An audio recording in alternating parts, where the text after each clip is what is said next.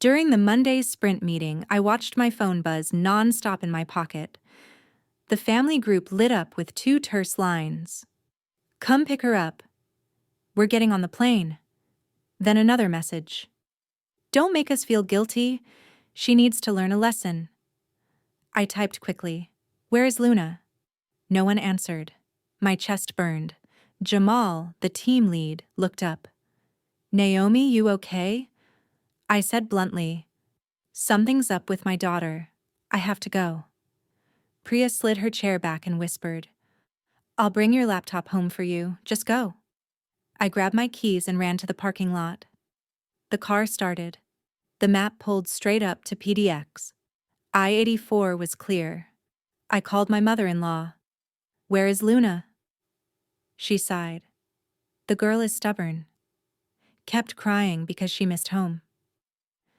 We left her at the security gate so she'd come to her senses." I blurted out, "What did you say?" Her voice went cold. "Who are you raising your voice at? Let her learn to be independent." I hung up, my hands clenching the wheel. At the airport, I rushed into departures and told the information desk, "A 9-year-old girl named Luna has been left by the adults." The staffer pointed quickly. "Port of Portland police are in Concourse C." I ran. There, Luna was curled up on a chair, eyes red, jacket half on. A female officer bent down and said gently, "Your mom is here." When Luna saw me, she clung tight. "Mom, I'm scared." I held her and answered clearly to the officer, "I am Naomi Park, Luna's mother." The officer nodded. "We've documented it. Security has recorded the accompanying adult's information." My breathing steadied. I pulled up my child's zipper. The phone buzzed. My mother-in-law texted, "Don't make us feel guilty." I hit block. No explanation. If you've ever been called too sensitive just because you protect your child, stay until the end, because the lesson they forced my 9-year-old daughter to learn taught the whole family something else. From that moment at PDX's Concourse C, I started a series of things that responsible adults must do. Work with airport police to file a report. Contact Child Protective Services for guidance on the correct procedures. Get Luna into therapy with a professional she feels safe with. And rebuild the concept of family in my own way. A family you choose, not a family that coerces you. I also promised Luna one simple thing. We will have a real Disneyland trip meant for children, not a test disguised as love. And that very evening, I made a plan to seek justice for my daughter. Before I could hug Luna at PDX's Concourse C, there had already been a whole chain of downward signs I had tried to ignore. 4 years earlier, Christmas at the grandparents' house. A tall tree, gifts piled thick under it. Ava opened an iPad, a new bicycle, an American Girl doll with an entire wardrobe. Luna got a set of board books and a beige cardigan. Evelyn closed the ledger, so to speak. She has a quiet temperament. Books will suit the girl better. I forced a smile and said, "Thank you, Mom." But when I saw Luna's eyes drop and her fingers rub the edge of her new sweater, I knew the first scratch had already lodged itself. That night at home, she asked very softly, "Mom, am I good?" I held her and said, "You're good." But in my head, another question flared up. Why does a 9-year-old have to self-evaluate like an adult? For Luna's 8th birthday last year, the whole clan rented a big bounce castle for Ava in the yard and hired a woman in a princess costume to take photos. Luna's part was folded into Sunday dinner. A Costco cake. The lettering read, "Happy Sunday Family."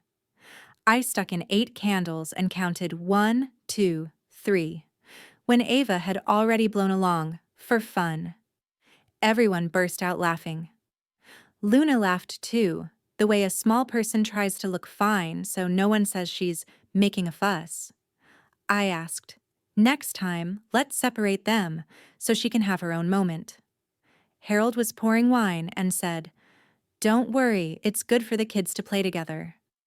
Logan, my brother-in-law's son, ran all over the house, knocked over a water glass, and everyone patted his head. Active boy. But when Luna sat quietly reading in the corner, someone leaned over to whisper to me, "A child that quiet is worrisome." Every Sunday night was like that. Evelyn looked Luna up and down, reminded her to wear a dress to be more feminine, suggested she should speak louder, look people in the eye. I tried to change the angle and asked, "Could you praise her first? She's been practicing piano, trying very hard." She set down her fork and looked at me. "Naomi, you're too sensitive. You're imagining problems." I turned to my ex-husband. At the time, we were still together. He shrugged. "Let people be natural." Each time I offered feedback, the sensitive label grew thicker. I started keeping quiet to keep the peace. At home, I wrote a few lines in my notebook. Evening. Luna lumped in, me silent. Child slept late. I told myself, next time I'll be clearer. Next time came very quickly, and I still kept quiet a few more times. Right at the start of summer, the family group met on a Saturday afternoon. Harold stood up, voice enthusiastic. "The whole family's going to Florida. Disney parks, the beach, a rental house. Luna will go with the grandparents and aunt and uncle a week early. Her parents will join later." Everyone clapped. Luna looked up at me, eyes bright but still seeking. "Mom," I said calmly, "if you go, you do not go through security or the restroom alone. An adult must go with you at every leg." Evelyn curled her lip. "Oh, please. We raised these kids to adulthood." I didn't change my tone. I'm saying it clearly so there's no misunderstanding. I took out an envelope with $3,000 I had saved and handed it over. Tickets, admission, food, gifts. I want Luna to lack nothing. Evelyn took it, stuffed it into her wallet without counting, and said vaguely, "I know how to handle it." Harold joked, "Don't be a helicopter, Mom." I replied, "Ensuring my child's safety isn't being a helicopter." No one answered. The itinerary arrived in the group chat. Flights Portland-Orlando, lodging at a place near Kissimmee. I wrote in Luna's calendar, sunscreen, hat, running sandals, contact card. I asked specifically about seats. Who is sitting next to her? The answer, depends, just sit nearby. I reminded them, no, depends. She gets airsick and needs someone to steady her. Evelyn exhaled. Naomi, you keep saying this. It's tiring. Let her learn independence. I messaged my ex-husband privately. Confirm you'll sit next to her. He replied vaguely, everyone will keep an eye out. I called back and said directly, I need a clear answer. He was silent for a few seconds, then mumbled, okay, I'll tell them. 3 days before departure, Luna excitedly picked out clothes. She put a small teddy bear in her backpack and asked, Mom, can I bring Bear through security? I smiled. Yes. Remember to hand it to the grown-ups when you go through the machine. She nodded. I photographed her insurance card and birth certificate, put them in a separate pouch, handed it to Evelyn, and spoke slowly. Here are the documents. I'll repeat. Do not let her go anywhere alone. She nodded without looking at the pouch. I had a bad feeling, but I'd heard don't be a helicopter so many times that a latch clicked in my head. Fine. Give them a chance to do it right. That night, I lay staring at the ceiling and set the alarm for 5 a.m. to take her to the airport. She hugged me and murmured, Mom, if I miss you, what do I do? I answered, tell Grandma and FaceTime me right away. In the morning, I took her all the way to security and reminded her carefully once more. Evelyn tugged the suitcase and smiled. Naomi, go home and rest. I lowered myself to Luna's eye level. Remember, don't go anywhere alone. She nodded hard. I stood watching through the glass railing until the whole group went through screening. That noon, the family chat sent photos at the park. Ava hugging Minnie, Logan grinning. Luna stood slightly off to the side, a thin smile. I tapped a heart and told myself to breathe steadily. That night, I called to ask if Luna was tired. She said, "Fun, but I want to be home." Evelyn grabbed the phone. "Don't teach her to be weak. Girls need to be tough." I bit my lip and said shortly, "Good night." On day 2, I sent $40 via Zelle to buy a handheld fan and water for her. No one read it. That night, I finally saw a reply. "Busy standing in line." I messaged my ex-husband privately. "Make sure you sleep in the same room with her. Don't leave her alone." He replied, "Okay." I knew I was messaging a group of people who were used to shoving my voice aside, but I still messaged, like a thin safety line. On day 3, there was another park photo. Luna gave a brief smile, holding a water bottle. I called. No one picked up. An hour later, Evelyn texted, "Don't call repeatedly. She has to learn a lesson in independence." I sat up straight, my heart raced. I texted back, "A lesson is not leaving a child alone. Call me." No one called. I opened my notebook and wrote 3 lines. "In-laws use the word lesson. I get chills. Prepare a plan." I called Caroline, my friend who's a social worker, and asked quickly, "If they leave her at the airport or in a crowded place, what's the procedure?" She was clear. "Call 911 or local security. Say unattended minor. Ask for a record to be filed. Keep all messages. Take screenshots. Don't argue on the phone." I wrote it down. The planned return was the next morning.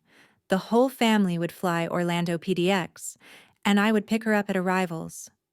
Late that night, the group chat pinged. "Come pick her up. We're getting on the plane." The second message was like a slap. "Don't make us feel guilty. She needs to learn a lesson." I texted, "Where is Luna?" Silence. You already know the opening chapter. I left the meeting and drove straight to the airport. On the way, I called the airport switchboard. "I'm the mother of a 9-year-old who may have been left alone in the security area. Please connect me to security." The operator transferred me very fast. I explained, gave my child's name, and described her clothing. They said, "We're contacting Port Police. Come to Concourse C." I said, "Thank you," and pressed the gas a little more. I could feel clearly that something had broken, but I also knew I would no longer patch it back together with silence. And that's exactly how it was. When I was able to hug Luna in Concourse C, and when the female officer asked if I wanted to file an official report, I said, yes. No screaming, no cursing over the phone. I let the written word and the file go first. On the drive home, Luna fell asleep instantly, her hand still clutching her teddy. I called Jamal to ask for a half-day off tomorrow. "I need to take my child to see a counselor." He said, "Do it. Don't explain." I texted Priya, "Thanks for bringing the laptop." She replied, "No problem. Buy lunch for the kids." I smiled, for the first time that day. But before there was that hug at PDX, before there was a tidy report, there was a whole chain of little things like that. Skewed Christmas gifts, a birthday where someone else blew out her candles, chipping comments, and all the times of "don't make a fuss." I had once doubted myself, until a text telling me, "Don't make us feel guilty," arrived at the same time my daughter sat curled up at an airport. From that second, I knew keeping the peace was no longer an option, and a new journey began. Legal steps, therapy, and rebuilding the concept of family. No longer a closed circle that forces others into silence, but a group of people who keep one another safe. Disneyland will still happen, but it will be the version for a child who is respected. And that $3,000 I recorded in full in the file, so that next time no one can say I'm too sensitive when I ask for something utterly ordinary. Do not abandon a child. When I reached the ticket counter, the airline agent looked at the screen and then up at me. The Dalton family just printed their boarding passes. 3 adults in first class, 1 child ticket in economy. I heard the words, first class, like a sliver of pin. Who is the child seat with? Seat 26B, no adult adjacent. I said, she's 9 and afraid of flying. She shook her head. Boarding is in progress. We can only change it if the adults on the same booking return to the counter. My phone buzzed. Come pick her up, we're boarding. 1 line, ice cold. I didn't text back. I ran through the lanes of people, my head counting beats. Parking level 3, escalator down, security checkpoint, the letter C sign.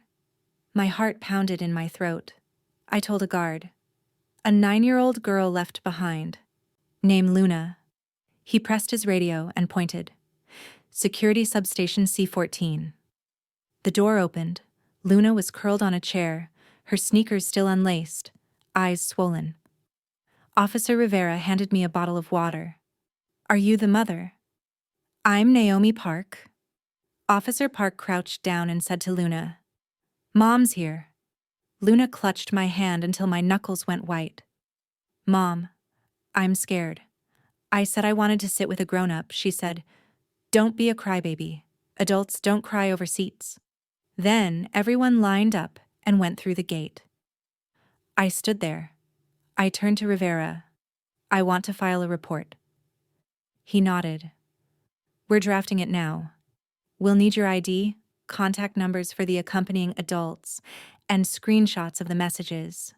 I opened my phone and provided each screenshot, from the trip arrangements to the $3,000 transfer, to the 2 lines, come pick her up, and don't make us feel guilty. Officer Park wrote in the report, minor left unattended at security checkpoint, adults proceeded to board. She asked Luna very slowly, how long did you stand alone? I don't know. I counted from 1 to 30-something times. Park nodded, looked at me.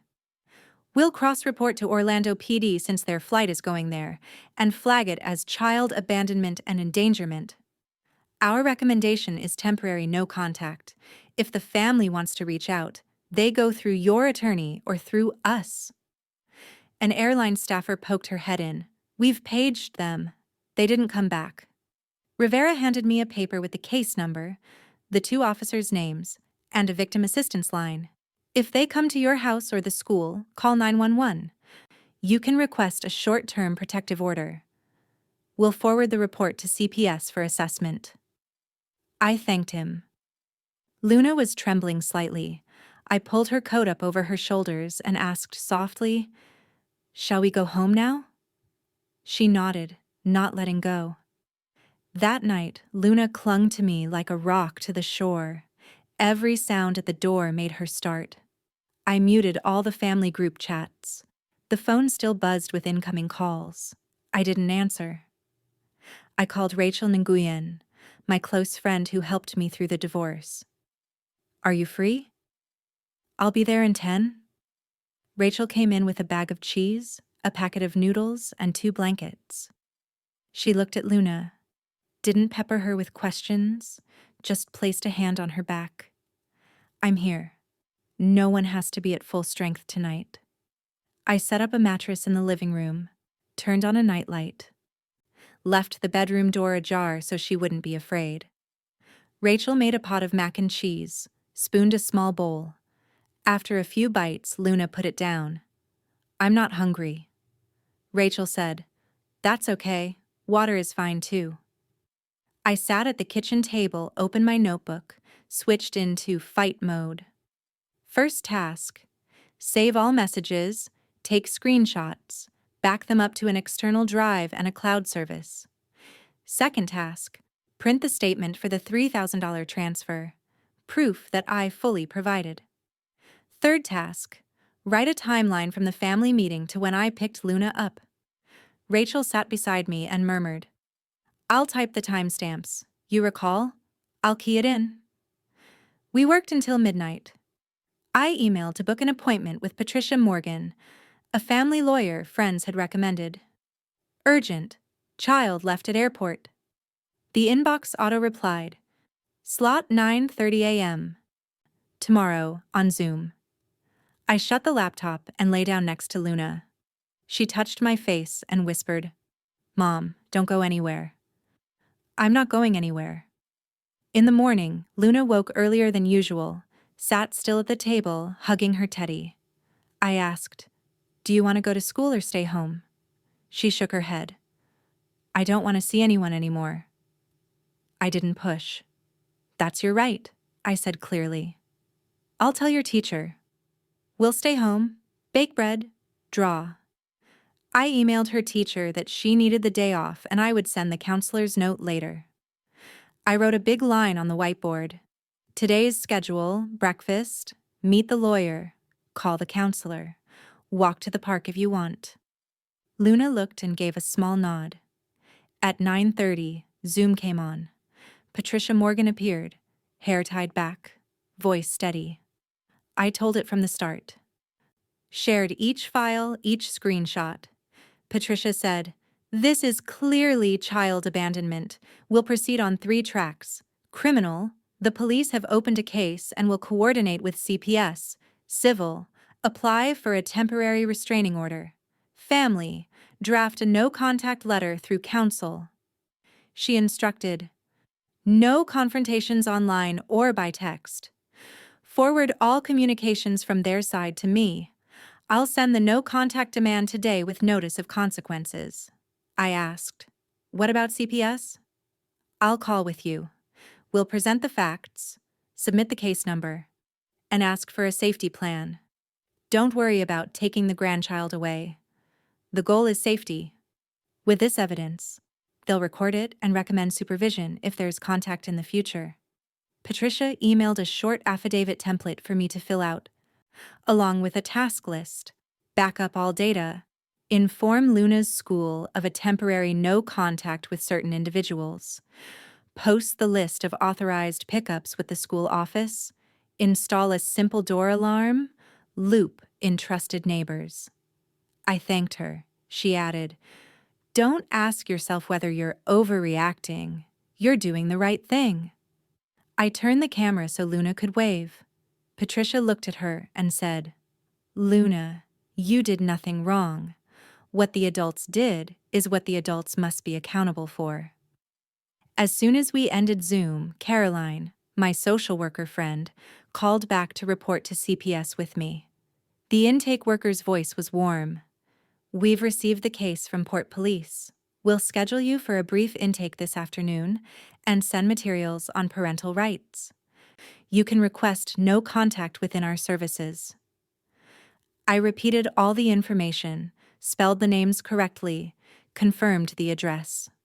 Luna sat beside me drawing, occasionally glancing up. I put a hand on her back and kept answering. The phone buzzed nonstop with relatives leaving voicemails. "You've gone too far."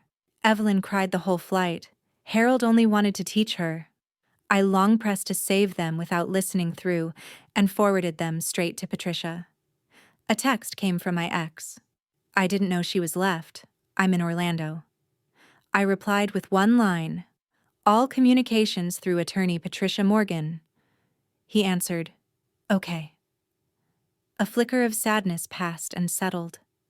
I no longer have energy for feeling guilty on others' behalf. At noon, Rachel came back with chicken soup and bread.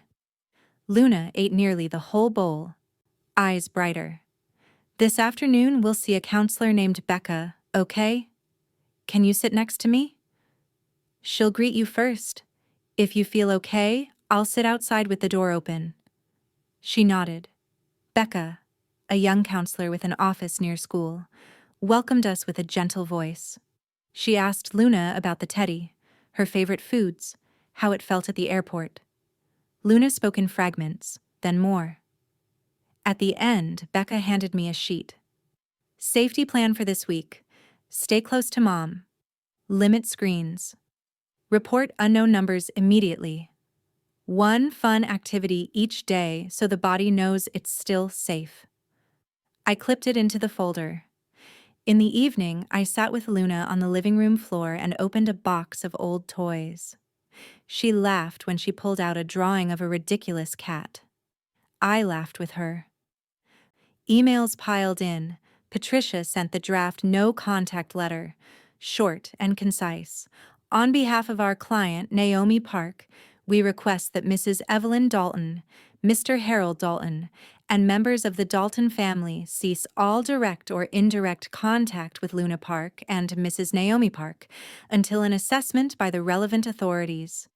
Any violation will be reported immediately to law enforcement. Case number attached. I replied, approved to send. Half an hour later, Patricia reported, sent, receipt confirmed.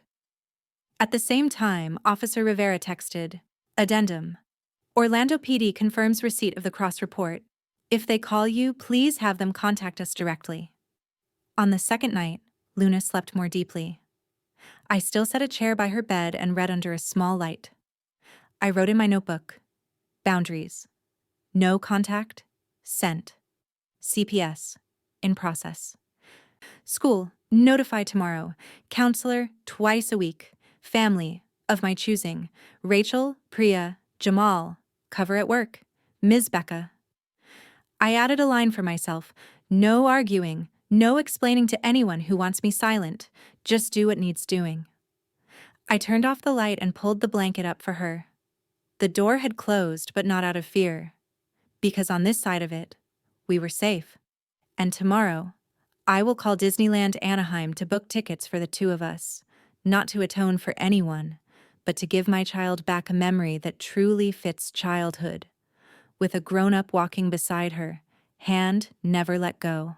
2 weeks after the night at the airport, everything split into two straight parallel lines.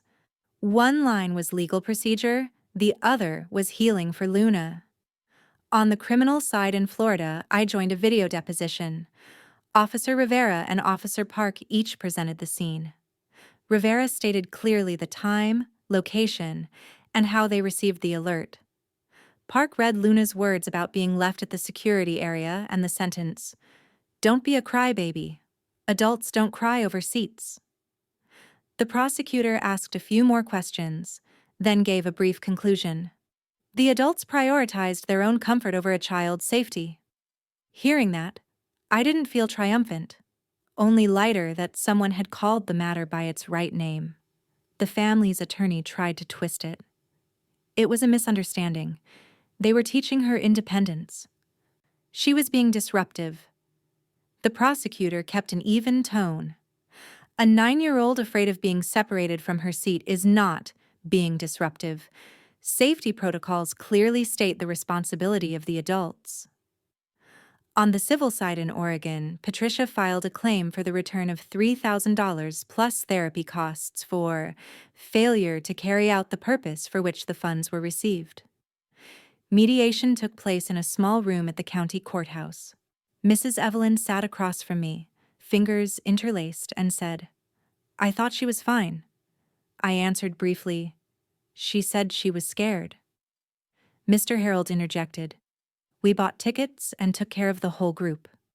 Patricia laid on the table printouts of the messages, "Come pick her up," and "Don't make us feel guilty," the transfer statement, and the airport police report. The mediator looked over the file and advised the family to agree to the refund and to contribute to therapy costs. They signed, reluctantly. I didn't look at them long. I signed my part and stood up. This wasn't revenge. This was restoring standards. Kinship does not exempt one from consequences. While the paperwork moved, I devoted most of my time to Luna and Dr. Kaplan, an art therapy specialist. In the first session, Dr. Kaplan spread out large paper and had Luna draw the airport as she remembered it. She drew the security area, the barrier, and a small dot for herself. Dr. Kaplan didn't judge. She simply asked, "Which part feels heavy?" Luna shaded the gate area gray with a pencil. In the second session, Dr. Kaplan suggested recoloring the memory. She handed over a pale yellow crayon and said, "Try drawing warm light where your mom hugged you." Luna set yellow around the two of us. In the third session, Dr. Kaplan did a safe exposure exercise. She set up a mock checkpoint in the room with a small table, chairs, and 2 footprints taped on the floor. She said, "You and Mom will move through this checkpoint slowly. You decide the pace." Luna looked at me and held my hand. We walked one loop, then another. She let go, took a deep breath, and smiled a little. Dr. Kaplan gave me a home guide. Count in 4s. Fix your eyes on one point. Say out loud what you see. Hold the hand of someone you trust. We practiced every evening. When the reimbursement came in, I opened my laptop and booked tickets to Anaheim for the two of us. No going back to the old itinerary. No clinging to a name. This trip would be Disneyland in California. Just us. I went to seat selection and chose 2 adjacent seats near the front of the cabin. I printed a detailed schedule. Time to leave the house, parking location, entry gate. I told Luna, "On this trip you'll know every step in advance. If you don't want to do something, say stop, and we'll stop." On the day of travel, we arrived at the airport early. I knelt to her eye level and explained each step at security. Put items in the tray, take off your jacket, hand your bear to the staff to scan separately, then take it back. I held her hand, counted 4 beats, watched for the green light, and we walked through. She looked at me and nodded. At the gate, I asked staff to let us pre-board so Luna wouldn't have to squeeze through. The agent nodded and smiled. "Have a great trip, you two." On the plane, sitting side by side, Luna looked out the window. I explained the noises when the flaps opened. The wheels rolled, the engines spooled up. She placed her hand on mine and said, "I'm okay." When the plane lifted off, she leaned on my shoulder and counted her beats. No tears. No one telling her, "Don't be a crybaby." We stayed at the Disneyland Hotel in a room with a balcony facing the castle. In the morning, we had character breakfast. Goofy came to our table, crouched to eye level, and tapped her hand. Luna laughed out loud. I watched her eat a mouse-shaped pancake, a bit of syrup on her cheek. She wiped it with a napkin and turned to me. "Mom, today I choose where we go first." I answered, "You choose. I'll follow." We moved from area to area, unhurried. I didn't drag her to loud places. At each ride, I explained the level of vibration, the duration, and the exit path. At Space Mountain, she looked at the line, stayed silent for a while, then said, "This time, I choose." We queued. I placed her hand on the grab bar and reminded her, "If you change your mind, say stop, and we'll step out." She shook her head. "I can do it." When the coaster plunged into darkness, I heard her shout one clear woo. When it stopped, she laughed, eyes bright. I really did it. I hugged her and didn't add anything more. In the afternoon, we returned to the room to rest for an hour, then went to the pool. In the evening, I booked a table at a restaurant overlooking the castle. When the fireworks began, Luna whispered, "I feel like I was chosen." I answered immediately, without circling around, "I always choose you." She nodded, leaned her head on my shoulder, and watched to the very end unrushed. On the last day, we bought 2 matching t-shirts printed with the small words, "Mother" and "Daughter." Luna asked for a small notebook at a shop on Main Street. She opened it and wrote the first line. "I like this trip because Mom held my hand." I took a photo, but I won't post it anywhere. This is her notebook. On the flight home, we spoke softly about boundaries.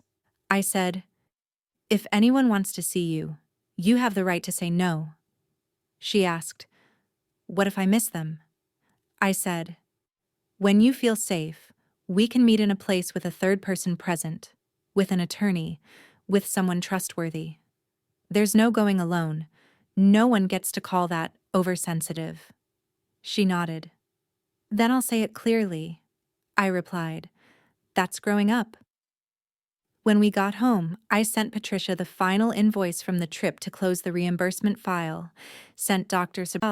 Kaplan a few photos of Luna smiling on Space Mountain, and sent her teacher the back-to-school schedule with notes on the safety plan at school. I called Rachel and said, "We've finished the Disneyland part. The rest is keeping the boundaries." Rachel laughed. "Set a dinner date to celebrate you too." I said, "Friday night." That night, I opened my notebook and wrote 3 lines. Criminal, ongoing, civil done, healing, ongoing. I closed the notebook and looked at Luna sleeping. The house was quiet. I didn't need to pick up my phone. I didn't need to argue with anyone. I only needed to maintain what I had promised. Monday morning, I opened my work email and saw that Rachel had sent a Facebook link to Mrs. Evelyn. The post was set to public. "Someone has broken up our family. The whole family just wanted to teach our grandchild independence, yet we were dragged into court." Below were comments like, "Parents these days are too weak," and a few strangers dropped sad emojis. I took screenshots and sent them straight to Patricia with the note, "Do not respond." Rachel texted, "Do you want me to report that post for indirectly naming Luna?" "Yes, but don't argue." I went into my own settings, tightened my friends list, hid strange comments, and turned off auto-tagging. I don't use social media to clean up adults' rage. My job is to keep children at peace. In the afternoon, Patricia called. Opposing counsel just sent a countersuit. They say the trip was ruined and demand compensation for tickets, hotel room, upscale dinners. I exhaled. My $3,000 transfer was for Luna. They didn't use it for her safety. Patricia gave a small laugh. Exactly the point. I'm drafting a response. I'll attach the steakhouse statements, their check-in photos at a luxury room, and the airline's email confirming they didn't change the child's seat. I'll ask the court to consider financial misuse of your gift. I said, "Include it." Late afternoon, Patricia sent the final draft. Each item clear, bullet-pointed. Money I gave had a purpose. They didn't fulfill it. They used it for premium rooms and fancy meals. The child was left behind. I signed electronically, and she filed it with the court. 2 weeks later came the preliminary hearing in Florida via video. The prosecution presented the investigation results, recommending probation and a parenting skills class for the 2 adults who directly made the decision that day, along with a no-contact order with Luna until she turns 18, unless the court later changes it. Opposing counsel objected, saying, "They are remorseful." The prosecutor replied, "Remorse after the police were called does not erase the act that occurred." The judge read briefly, "The court grants the recommendation. 12 months probation, completion of a parenting class, proof of participation to be submitted. No contact until Luna turns 18, changeable only upon motion with sufficient evidence. Restitution to the victim of $5,000 for court costs and therapy expenses." I didn't look at their video window. I looked at my child's name in the order. I knew she would sleep more deeply tonight. I wrote a line for myself, like a message sent outward but not posted anywhere. I did not break up the family. I only closed the door on emotional abuse disguised as kinship. I printed that line and clipped it into the file. Life returned to a small rhythm, but real life isn't smooth. One Thursday afternoon, Luna and I stopped by the supermarket for milk and vegetables. Turning down the bread aisle, I saw Mr. Harold at the far end. He looked at us for a second, his eyes going cold as if looking at strangers, then turned his cart away. Luna drew back, squeezing the corner of her shirt. I bent down. "Let's go to self-checkout." We took another route, abandoning the cart if necessary. In the car, Luna sat still, then said softly, "I feel scared." I nodded. My body's tense too. "It's not your fault." I texted Becca, "Can we add a session? She just ran into him." "Yes, tomorrow at 3. In the extra therapy session, Becca had Luna choose a paper cutout adult. Luna picked one, colored a dark blue outline around the eyes, and retold the supermarket scene. Becca taught Luna the phrase, "It's not your fault," and had her practice saying it 3 times in front of a mirror. She turned to me. "You did the right thing by leaving early. Next time, if you accidentally run into them, simply say, 'We cannot talk. Please walk away,' and head toward a cambered path.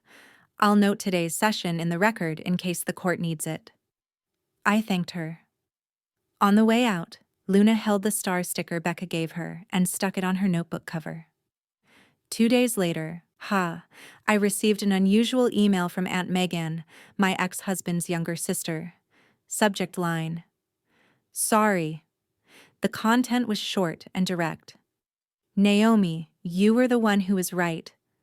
I stayed silent when I should have spoken up. I'm sorry for not protecting Luna. I'm not asking to meet. I just want you to know I understand now." I read it once, exhaled, and replied with 3 sentences. "Thank you for speaking plainly. I'm grateful for the honesty, but forgiveness does not mean letting people back in. All contact still goes through the attorney." Megan replied with 1 line, "I understand." I saved the email in a folder called Apologies. The following week, Patricia forwarded a filing from the family to the Oregon court. Request to loosen the order to allow incidental contact in public without it being considered a violation. Patricia had already drafted a response. There is no vague concept of loosening. The order is clear. No approach, no contact. If seen accidentally, they must leave. The judge read it and denied the request immediately. Patricia texted, "They may try to reach out through a third party. If anyone messages on their behalf, screenshot and forward to me." Sure enough, a distant relative sent a vague note. "The whole family misses Luna." I screenshotted it, didn't reply, and forwarded it to Patricia. She answered, "Noted." I learned how to live with small setbacks without blaming myself. One morning, when I dropped Luna at school, she stopped at the gate and didn't go in right away. She said, "What if someone comes to ask my name?" I knelt to her eye level. "You say I don't answer and walk into the office. The front desk knows. Your name is given only to people on the list." She nodded. I watched until she entered, waved to me, then disappeared behind the lockers. At home, I hung a small board near the door.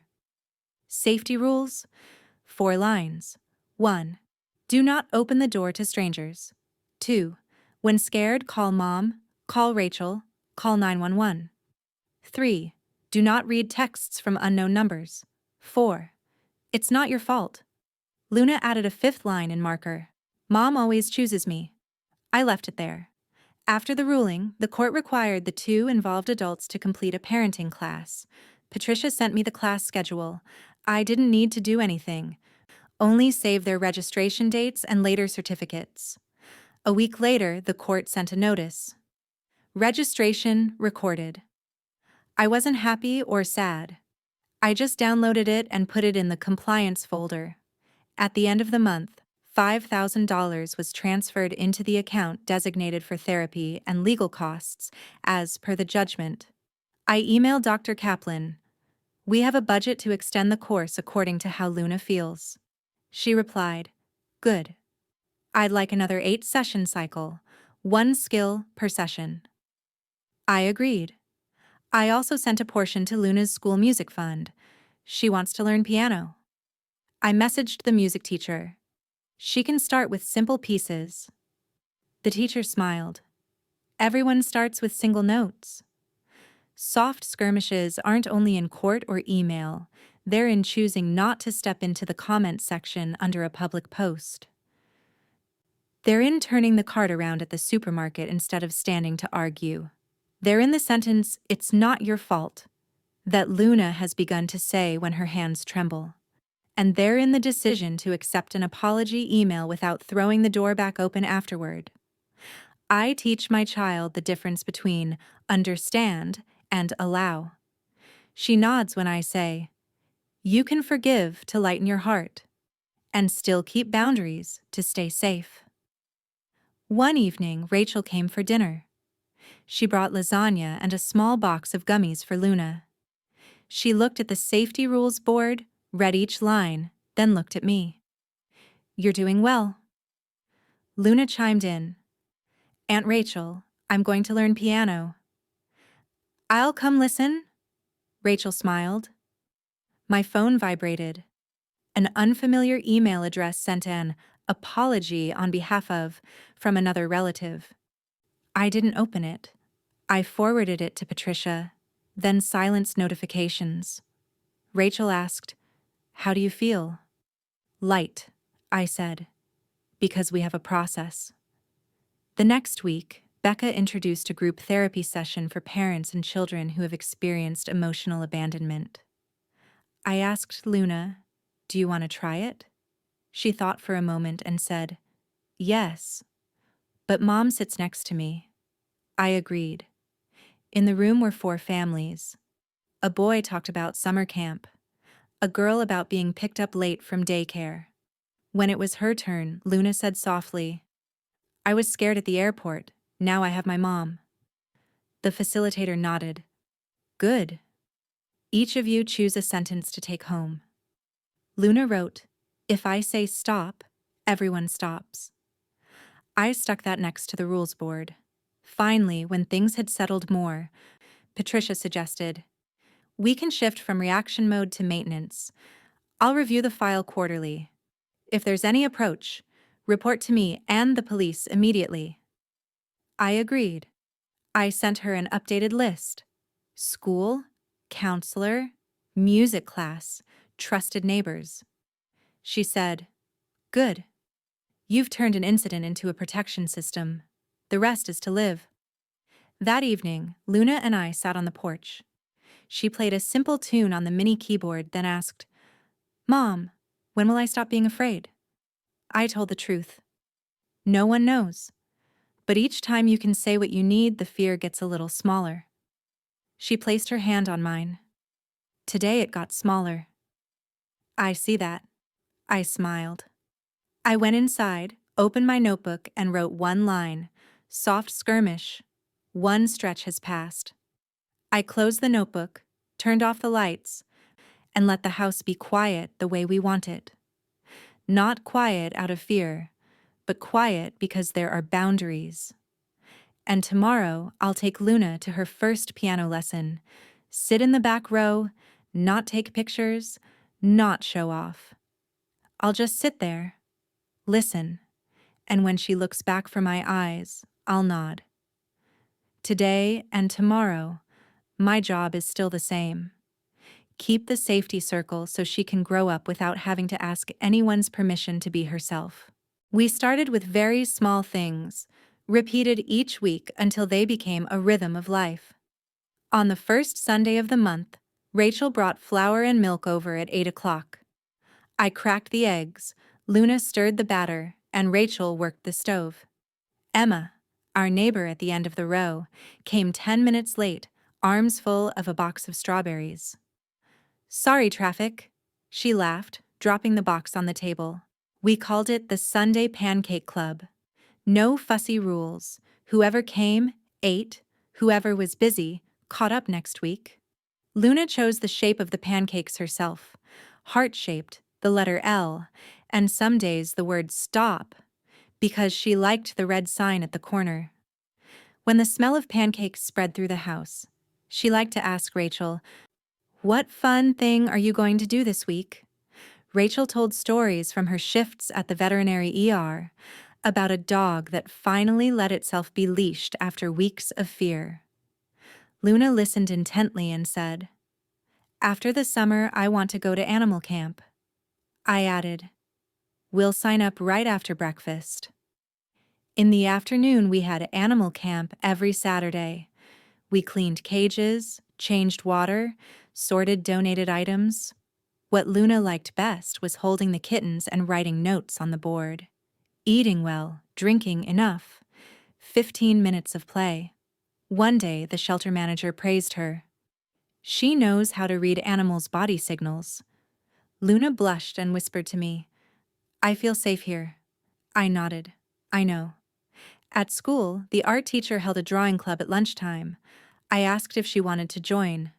Luna answered firmly, yes, but I want to draw my own theme. Her theme was Light Gate at the Terminal. She asked the teacher for photos of the PDX waiting area, then turned them into a painting with light columns and warm color blocks in the seating zone. She changed her position in the picture. No longer in the corner, but right at the entrance, hand in hand with an adult drawn with thick, clear lines. On the day the paintings were hung in the hallway, the principal stopped and asked, What did you draw? Luna said, A place to begin. That sentence made me swallow hard. I saw her slowly changing her view. The airport was no longer the place where people left her, but the place she stepped forward from with someone she trusted. After a year, her 10th birthday arrived. I asked what she wanted to do. Luna said, I want to go back to Disneyland. But with Aunt Rachel and Aunt Emma coming along, I want to share the joy. I called Rachel first. Are you free at the beginning of the month? Yes, but let me pay my own way. I said, No, it's my treat. It's her day. Rachel laughed. Okay, but I'm picking the hotel so it's close to the pool. Emma said, I'll handle photos so the two of you don't have your hands full. We booked adjoining rooms at the Disneyland Hotel with a garden view. On the first day, Luna took the park map herself and marked 3 places to go. It's a Small World, Autopia, and Space Mountain. I asked, Space Mountain again? She nodded. I want to take Aunt Rachel. At the gate, Luna turned to Rachel. If you're scared, say stop. Rachel smiled. I'll follow your lead. On the ride, Luna didn't hold my hand anymore.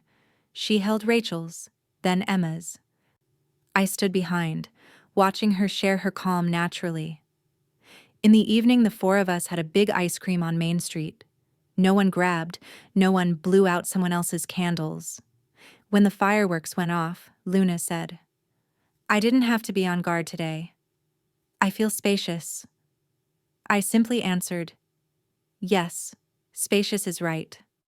On the days in between, we went back to our usual rhythm. I took Luna to draw at the community library on Wednesday evenings. The librarian asked to hang Light Gate at the terminal in the children's section. A young mother came to look and asked Luna, Why did you draw this? Luna looked at the painting and said slowly, I drew it so another kid would know you're not stuck in one place forever. The woman hugged her son tighter. She said, Thank you, and moved on. I stood off to the side, not stepping in. At home, Luna and I started writing a notebook titled Mother-Daughter Lessons. We wrote as if talking, without flowery words. I wrote the section on forgiveness for children. Forgiveness is easing the burden of anger so you sleep better. Forgiveness doesn't erase memory. Forgiveness does not require you to see again the person who hurt you. You have the right to say no to reconnecting. Luna wrote underneath, I forgive to feel lighter. I don't see them again so I don't get hurt. I stuck on a little note. If you want to change, say so. She nodded. In the section for myself, I tried to keep about 60% to personal experience. I wrote the things I was sure of after a year. First, kinship does not exempt responsibility. Being grandma or grandpa does not equal allowed to be wrong without consequences. Second, boundaries are not an insult. Boundaries are a structured way to love. When I say no contact, I'm not saying I hate the grandparents. I'm saying I choose safety for my child. Third, family is those who stay when it's hard, not whoever shares a surname. I wrote the names of those who stayed: Rachel, Emma, Becca, the teacher, Dr. Kaplan, Jamal, Priya. I left one blank line for whoever might appear later. On a weekend evening, Luna asked, "Mom, can I do the same job as Ms. Becca?" I asked back, "What do you like about that job?" She said, "I like watching little kids draw and then be less scared. I want to be an art therapist."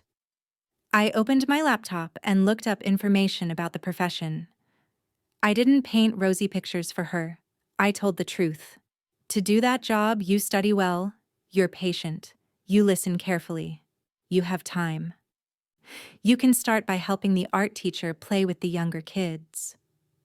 Luna clapped her hands on her knees. "I'll try on Friday." The next week, the teacher emailed, "Luna is very natural leading the first graders' drawing group. She knows the right questions to ask. What do you want to draw first? What do you see? What color do you like?" I read it, smiled, and forwarded the email to Rachel. Rachel replied, "Small but clear. Good." New traditions kept sprouting. The last Thursday of the month was documentary night at Emma's place. We picked short films about animals, about cities with beautiful public libraries, about children learning music. Every time, Luna asked a question at the end. Did anyone stand beside the people in the film? That question became a game for the group. Point out who stood by the protagonist in difficult times: a teacher, a friend, a librarian. I said, "See? Everyone needs their team?" Luna answered, "I already have mine." At the Sunday Pancake Club, we added a small ritual. Each person says one thing they learned that week. I said, "I learned to silence my phone before bedtime." Rachel, "I learned to decline a second shift so I can catch up on sleep." Emma, "I learned to ask others for help when my energy runs out." Luna, "I learned to play Happy Birthday on the piano without mistakes."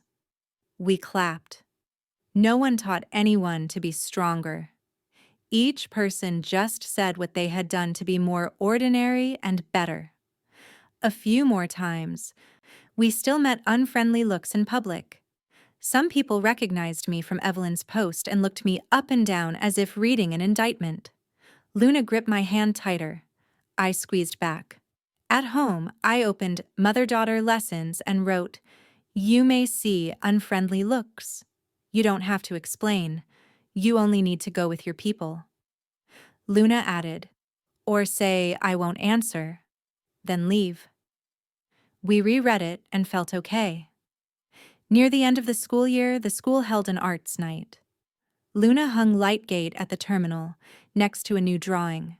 House with a rules board. The board had 5 lines she had written, with illustrations. A mother came near and asked Luna, "What do you think a family is?" Luna said, "It's whoever stays when things are hard."